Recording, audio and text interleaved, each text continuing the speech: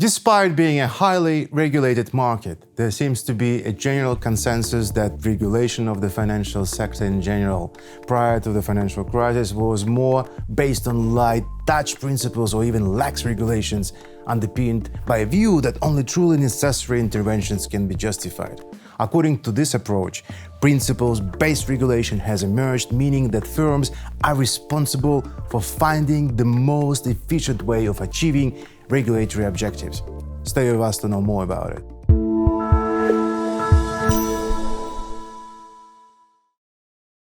It should be noted, however, that principle-based regulation is not intended to be a light-touch approach to regulation. However, unlike rules-based regulation, which has long been considered as the killer of emerging technologies, it has a number of advantages which generally allow for the promotion of innovation. According to Heath Tarbert, Chief Executive of US Commodity Futures Trading Commission, the benefits of principle-based regulation are, first of all, simplicity, secondly, flexibility, the third point would be treatment of the over or under-inclusion problem, the fourth, discouragement of checklist-style approaches, and also the creation of a better supervisory model and facilitation of international cooperation. However, the positive aspects of rules-based regulation should be noted as well, and these are, first of all, avoidance of retrospectivity and greater clarity. Better supervisory models for startups, as the latter often fail to keep up with the complexity of regulatory requirements, as well as providing better possibilities for an enhanced international cooperation. Despite this, it's generally believed that emerging technologies and related market developments are prime areas for taking a more principles-based approach to regulation to permit a period of development and observation. Both rules and principles are often characterized to be composed of the two main components, and these are triggers and responses. It's really common to differentiate between rules and principles on the basis of, inter alia, their locus on a continuum from generality to specificity, their temporal orientation, the degree of discretion which they provide to regulated actors, and the position that they occupy within the hierarchy of norms. However, the largely binary nature of these attempts fails to reflect that in reality it's perhaps more accurate and in any sense more useful to view rules and principles as endpoints of this spectrum, integrating each of these variables. Subsequently,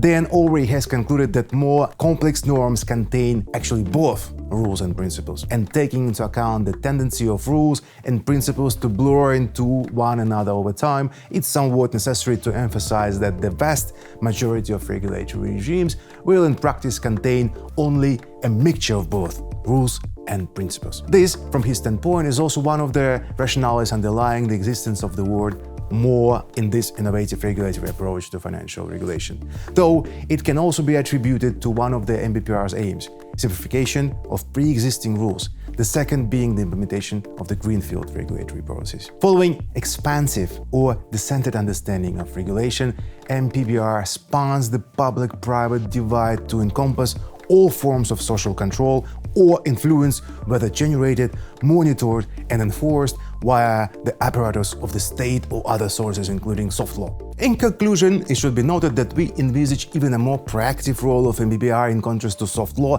in contributing to the fulfillment of the compliance goals and building a new paradigm of the free lines of corporate defense under new governance and digital smart regulation frameworks. Against the historically predominant trend towards prescriptive, rule-based approaches to financial regulation, the desirability of more principles-based financial regulation can therefore hardly be questioned in principle as a potential response to the challenges stemming from the complexity and innovativeness of modern financial markets. I'm reminding you, you're watching LegalTask. Stay with us to know more.